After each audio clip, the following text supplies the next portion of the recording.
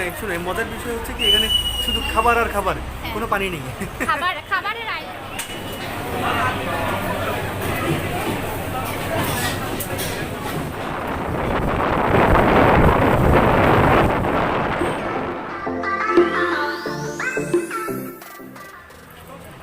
আসসালামু আলাইকুম এভরিওয়ান, আশা করছি সবাই অনেক ভালো আছেন। আর আজকে আমরা চলে আসছি একটা আইল্যান্ডে। হ্যাঁ, আপনাদের ভাইয়া চিন্তায় আছে আইল্যান্ড থেকে মাথায় যাবে, কিন্তু মজার বিষয় হলো এই আইল্যান্ডের চারপাশে কোনো পানি নেই। পানি নাই, এটা মানে কি বলবো, শুকনো জায়গায় আইল্যান্ড না, এরকম কিছু। জানি না আমার কথা শোনা যাচ্ছে কিনা। তো আজকে আমরা যেখানে এসেছি এই জায়গাটার নাম হচ্ছে কাজী এসপারাগাস ফুড আইল্যান্ড। আপনাদের ভাইয়া বলতেছে, কারণ এটা আমি বলতে পারি না এই জন্য। তো ঠিক আছে, এটা কিন্তু ঢাকায়ও আছে। না শুনে মজার বিষয় হচ্ছে কি এখানে শুধু খাবার আর খাবার, কোনো পানি নেই। খাবারের আইল্যান্ড এটা আছে, এটা ফুড আইল্যান্ড। তো যাই হোক, ঢাকায় এটার নাম শুনছি এবং ইউটিউবে তো অনেকবার দেখেছি। তো সিলেটে এই সবটা হয়েছে মনে হয় মোটামুটি 2 মাসের মতো হবে। 2 মাস আগে আমি হচ্ছে কি এখানে জিন্দাবাজারে শপিং করতে আসার পরে তখন দেখছিলাম। তো তখন ওরকম ভালোভাবে চালু হয় নাই। তো ভাবলাম যে আজকে একটু ঘুরতে বের হয়েছি, সেই ফাঁকে ভাবলাম যে ঠিক আছে এই জায়গায় একটু ঘুরে যাই আর একটু দেখে যাই।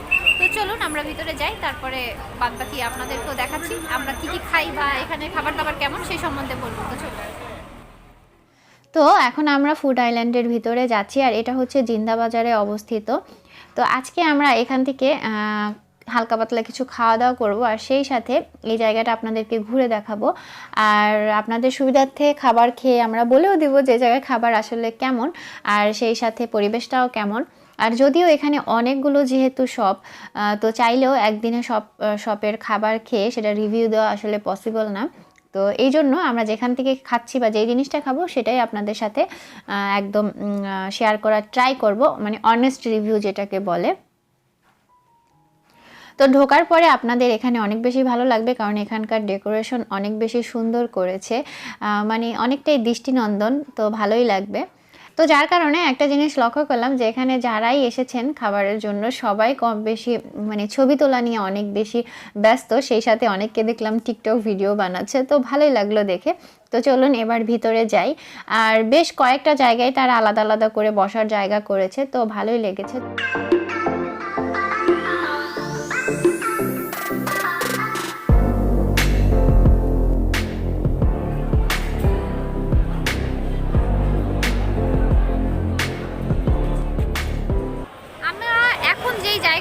এই জায়গাটা কিন্তু এর আগেও আপনাদেরকে আমরা এনেছি, তখন এটা হচ্ছে সাম্পান রেস্টুরেন্ট ছিল, তাই না? সাম্পান রেস্টুরেন্ট ছিল, আর এখন সেই সাম্পান রেস্টুরেন্টটাই পরিবর্তন হয়ে নতুন রূপে আমরা দেখতে পারতেছি। ম্যাক্সিমাম সব কিছু সেমই আছে, শুধু ডেকোরেশনটা কিছু কিছু জায়গায় একটু চেঞ্জ হয়েছে। যেমন এখানে ছবি তোলার বেশ কয়েকটা জায়গা আছে যেখানে মানুষ খুব ইজিলি সুন্দর মতো ছবি তুলতে পারবে। তো সেই জায়গাগুলো আপনাদেরকে এখন ঘুরে দেখাচ্ছি, চলুন। আর খাবার শুরু করার আগেই আমি আসলে আপনাদের জন্য ভিডিওগুলো করে নিয়েছি, কারণ খাবার পরে দেখা যায় যে অনেক সময় থাকে না, আবার হচ্ছে আফিফও যেহেতু সাথে আছে ও বিরক্ত করে। তো যাই হোক, তো দেখতেই পাচ্ছেন এখানে মানুষের উপচে পড়া ভিড়, যে যার মতো ছবি তুলছে। আর এই সময় আসলে ভিডিও করাটাও একটু টাফ, যেহেতু চারিদিকেই অনেক মানুষ। আর দেখতেই পাচ্ছেন খুব সুন্দর করে তারা সাজিয়ে গুছিয়ে রেখেছে। সেই সাথে আমার মনে হয় দিনের বেলা আসলে এই জায়গাটা পারফেক্ট ছবি তোলার জন্য। তো ঢুকতেই আমাদের চোখে যেই দোকানটা পড়লো বা আপনাদেরও পড়বে, সেটা হচ্ছে আইসক্রিমের দোকান। আর আইসক্রিম পছন্দ করেন না এমন মানুষ খুব কমই আছে। তারপরে হাতের ডান দিকেই বাচ্চাদের খেলার জন্য এখানে একটা জায়গা করা হয়েছে। তো এই জিনিসটা ভালোই লাগলো, কারণ যারাই খেতে আসবেন বাচ্চারা এখানে খেলাধুলা করতে পারবে। আর সেই সাথে আমি এখন একে একে ঘুরে ঘুরে এখানকার যেই দোকানগুলো আছে সবগুলোই মোটামুটি কভার করার ট্রাই করেছি। আর আমার দৃষ্টিতে যেটা মনে হলো, খাবারগুলোর ডেকোরেশন এবং খুবই কালারফুল ছিল, মানে দেখেই যে কারো খেতে ইচ্ছে করবে। সেই সাথে তারা যে মানে ছবিগুলো পোস্টারগুলো ইউজ করেছেন সবগুলোই খুবই অ্যাট্রাকটিভ ছিল, তো দেখে আসলে খেতে ইচ্ছে করবে এরকম। তো আপনাদের ভাইয়া আসলে দেখছিল যে কোন জায়গা থেকে সে খাবার নিবে, আর এই ফাঁকে আমিও একটু ভিডিও করছিলাম। তো কেকের যে শপটা দেখলাম, মানে এটা খুবই কালারফুল লেগেছে। আর কেক যারা ভালোবাসেন তারা এখানে এসে হয়তো বা কয়েক মিনিটের জন্য আটকে যাবেন। তো এখানে আপনারা চাইলে বার্থডে বা যে কোনো অনুষ্ঠানের জন্য কিন্তু কেক নিতে পারেন। তারপরে কেক জাতীয় আর বিভিন্ন ধরনের ডেজার্টও এখানে ছিল। তো তারপরে বড় যে একটা মানে সব চোখে পড়বে সেটা হচ্ছে দিল্লি দরবার। আর নাম শুনেই বুঝতে পারছেন এখানে হচ্ছে ইন্ডিয়ান ফুডগুলো পাবেন। তো এরকম আরও মানে অহরহ অনেকগুলো শপই আছে। তবে ওই দিন আফিফ একটু বিরক্ত করছিল, তাই আসলে সম্পূর্ণ জায়গাভাবে আমরা ঘুরতে পারিনি। তো আপনাদের ভাইয়া বললো যে যেহেতু ও জানে যে আমি ইন্ডিয়ান ফুডগুলো একটু পছন্দ করি, তো কমন যেই ডিশগুলো আছে বললো যে সেগুলো একটু ট্রাই করে দেখি, যেগুলো আমরা সচরাচর খেয়ে থাকি। তো এর পাশেই আরেকটা শপে দেখলাম যে তারা হচ্ছে সব সি ফুড, যেগুলো মানে বিভিন্ন ধরনের সামুদ্রিক মাছ, সেগুলোও রেখেছে। তো যতদূর জানতে পারলাম এগুলো আসলে কেজি হিসেবেই তারা সেল করছে, এক একটার কেজি এক এক রকম, আর আপনারা বলা মাত্রই আসলে আপনাদের সাথে সাথেই গ্রিল করে দেওয়া হবে। তো যাই হোক, আর এদিকে আফিফ বাবাইকে দেখছেন, মানে সে একটু কান্নাকাটি করছিল, সে বেশিক্ষণ এখানে থাকবে না, আর বেবি ক্যারিয়ারে দেখে সে একটু বেশিই বিরক্ত হচ্ছে। তো এখান থেকে হচ্ছে আমরা ডোসা নিলাম আর হচ্ছে পাপড়ি চাট নিলাম, কারণ এই দুইটা খাবারই ইন্ডিয়ান খাবারের মধ্যে বেশি খাওয়া হয়। তো ভাবলাম যে ট্রাই করে দেখি। তো খাবার খাওয়ার পরে আমার চেহারা দেখেই হয়তো বুঝতে পারছেন যে খাবারটা ভালো লাগেনি। তো একটা কথা বলবো, সেটা হচ্ছে যে ওনাদের খাবারের যে বিষয়টা, মানে ডোসা আমি যেখানেই খেয়েছি না কেন সেটা সবসময় গরম খেয়েছি, বাট এটা একদম ঠান্ডা, মানে বরফের মতো ছিল, মনে হচ্ছিল না যে এটা এখনকার বানানো। আর একদম মানে ডোসাটা যেরকম ক্রিস্পি থাকার কথা সেরকম মোটেও ছিল না। আর সেই সাথে ভেবেছিলাম পাপড়ি চাটটা হয়তো বা ভালো হবে, বাট সেটা এত বেশি ঝাল ছিল, মানে এত পরিমাণ কাঁচামরিচ তারা দিয়েছে, আমি বুঝতেই পারলাম না যে আসলে পাপড়ি চাটে এত পরিমাণ ঝাল কখনো আমি খাইনি। তো যাই হোক, মানে অভিজ্ঞতাটা ভালো ছিল না আমাদের মোটেও। তো কোনো মতে খাবারটা নিয়েছি যাতে ওয়েস্ট না হয়, তাই ট্রাই করছিলাম যতদূর সম্ভব খাওয়া যায় খেয়ে নেওয়ার। তবে একটা জিনিস বেশিই খারাপ লেগেছে, সেটা হচ্ছে তাদেরকে বলা হয়েছিল মানে ডোসার ব্যাপারে যেটা এতটা ঠান্ডা কেন, বাট তাদের রিয়াকশনটা দেখে মানে একটু মানে অন্যরকম লেগেছে। মানে তারা এমন একটা ভাব করছে যে না এটা কিছুই না, এটা ঠান্ডা না, এটা গরমই, মানে এরকম একটা বিষয়। বাই দ্য ওয়ে ওই বিষয়ে বাদ দেই। আর এখন হচ্ছে পাশে সি ফুডের যে দোকানটা বললাম, তো সেখানে দেখলাম যে মাছগুলো গ্রিল করছিল। তো অনেকেরই কিন্তু সি ফুড অনেক বেশি পছন্দ, এখন চাইলেই আপনারা কিন্তু এখানে এসে খেয়ে ফেলতে পারবেন আপনাদের পছন্দের ডিশ। আর তারপরে চলে আসলাম বাচ্চাদের খেলার যে জায়গাটা আছে, সেখানে আফিফকে একটু নিয়ে আসলাম যাতে আফিফের একটু ভালো লাগে। আর যেহেতু আমার শ্বশুর বাড়ি হচ্ছে চট্টগ্রামে, তো আমাদের বাড়িতে মানে বাড়িতেও কিন্তু রেগুলার সমুদ্রের মাছগুলোই রান্নাবান্না বেশি হয়, কিন্তু আমার আসলে সি ফুড অতটা ভালো লাগে না, মানে আমার স্বাদটা অতটা ভালো লাগে না। তবে অনেকেই কিন্তু অনেক বেশি পছন্দ করেন, আর ট্রাই করে দেখতে পারেন। তো চিন্তা করেছি এখানে যেহেতু আরও অনেকগুলো মানে কি বলে শপ আছে, তো একটা খাবারের অভিজ্ঞতা ভালো না হলেও অন্যটা হয়তো বা ভালো হবে। তো একদিনে তো সব ট্রাই করা সম্ভব না, তো অন্য নেক্সট টাইম এসে ইনশাল্লাহ ট্রাই করব, আর আই হোপ সেদিন ভালো কিছুই খাবো, এরকম মনে হলো আর কি।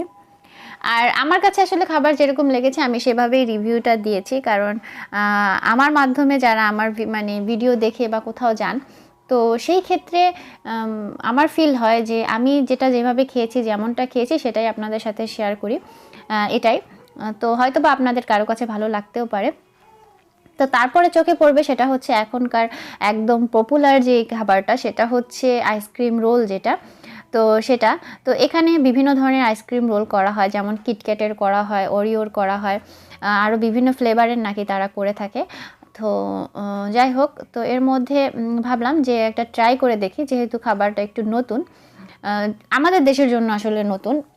তো যাই হোক, তো ট্রাই করার ইচ্ছে হলো, কিন্তু এই যে যেটা তৈরি করছিল, তো এটা যে কাস্টমারকে দিল, তো সে মুখে দিয়েই মানে তার রিয়াকশন দেখে আর ইচ্ছে হলো না, মানে সাহস হলো না যে এটা নেই। তো বললাম যে ঠিক আছে এটা নিব না, আর আজকের দিনটা হয়তো বা ভালো না, এই জন্য খাবার দাবার মন মতো হচ্ছে না, এরকমও হতে পারে। তো এই জন্য আর এই অরিও যে আইসক্রিম রোল এটা আর নেওয়া হলো না। তো আইসক্রিম যেহেতু আমার পছন্দের খাবার, তো আপনাদের ভাইয়া বলছিল একটা ট্রাই করে দেখাই যায়, ভালো বা মন্দ যেটাই হোক। তো পাশে দেখলাম যে কোন আইসক্রিম, তো সেটা দেখে আর লোভ সামলাতে পারলাম না, কারণ এই কোনগুলো আমার কাছে খেতে অনেক বেশি ভালো লাগে। ম্যাক্সিমাম মানে ঢাকায় বেশিরভাগ খাওয়া হয়েছে, সিলেটে তেমন একটা খাওয়া হয়নি। তো ভাবলাম যে ট্রাই করে দেখি।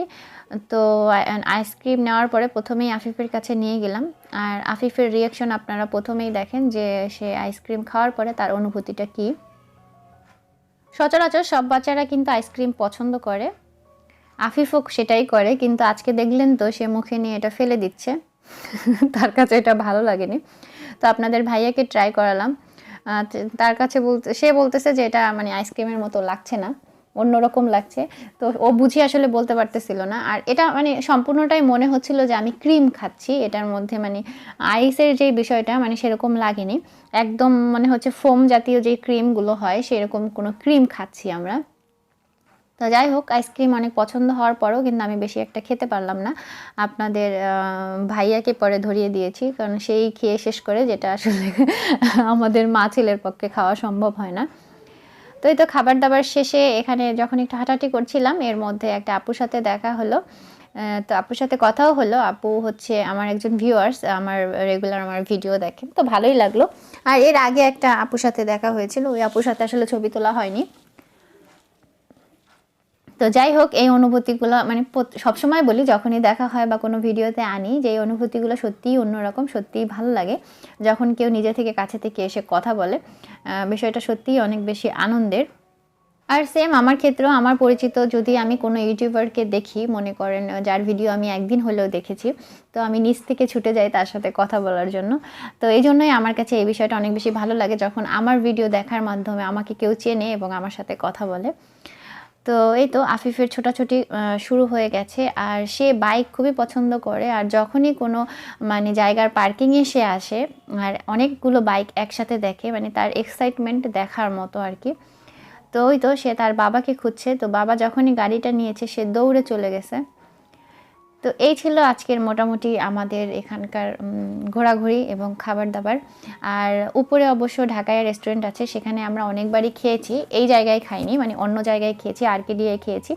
তো নেক্সট টাইম সেখানকার খাবার ট্রাই করব, ওইখানকার খাবার ভালোই লেগেছে।